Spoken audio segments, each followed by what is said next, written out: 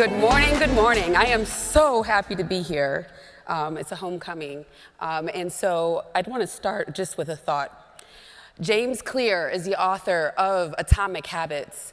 And an atomic habit is one that is small and easy and leads to compound growth, kind of like the concept of compound interest. Little by little, you see a big, significant change. He has Monday quotes, and he had a recent quote that said, "To be better, you have to act differently." That sounds simple, but ask yourself this question. How often do you choose to do something outside of your ordinary routine?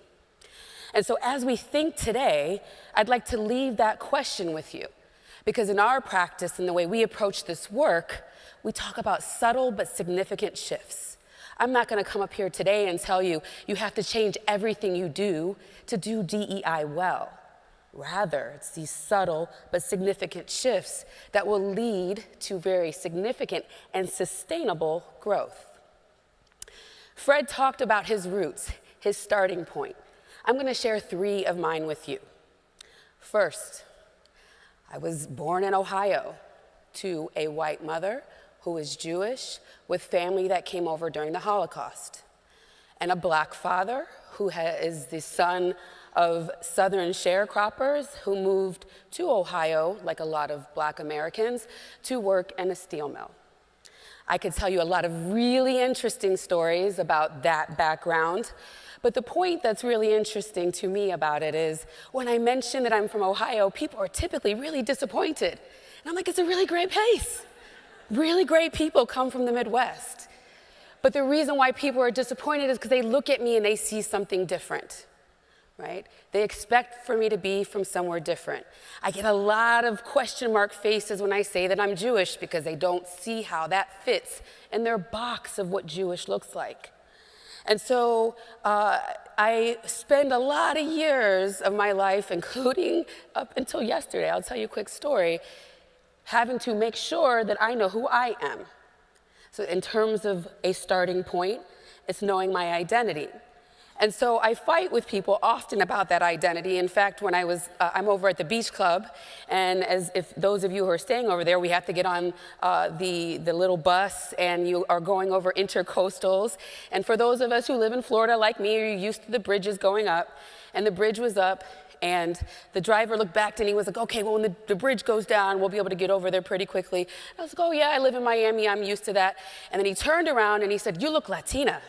And I was like, oh, yeah, but I'm not. And then there was this really kind of awkward silence, and he says, you don't like that? And I was like, no, I mean, I would love to be Latina. If I was, I'd be really happy about it. I'm just saying I'm not. Right? And as you might imagine, the rest of the ride was pretty quiet. But this happens regularly, right? So when I think about a starting point, that's something I carry with me in my work, right? So if we get to the second starting point, it's when I went to law school. Like many of us, I am the first, really, and still only person in my family to go to law school. So I really had no one to ask what I was supposed to be doing. I found a book before I started law school, and the 3 things that came out of that book is I needed to get on moot court or mock trial, I needed a summer associate job because I needed that cash at the time, and I needed to be on a journal. And so because I did not have the knowledge of how to do those things, I had to seek out the people who did. One of the people who I did is actually in this room, J.R. Clark. I found him at a reception in law school, and he had just joined the firm, so this is over 20 years ago, and I was like, Squire, I just got an offer there. I was like, you got to tell me how to be successful, and he's like, well, I don't know anything about the firm yet, but I never stopped calling him until he actually finally said, you know, you're really persistent, I'll go to lunch with you.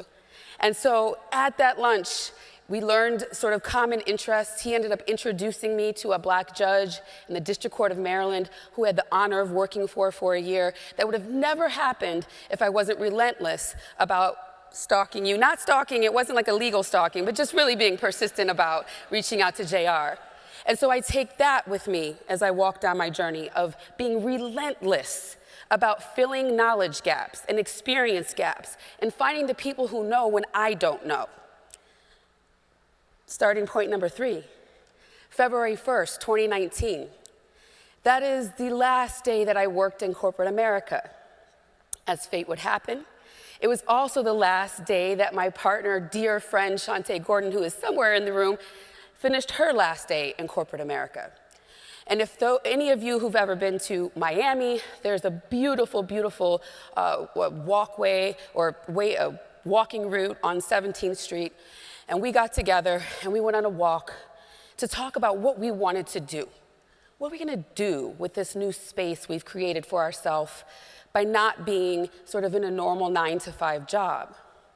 And the theme that came from that hour-long walk was we have to create space for ourselves to create and learn something new, and do something new, and experience something new. And so I take that with me in this work, is making sure that I am leaving space to do and learn new things.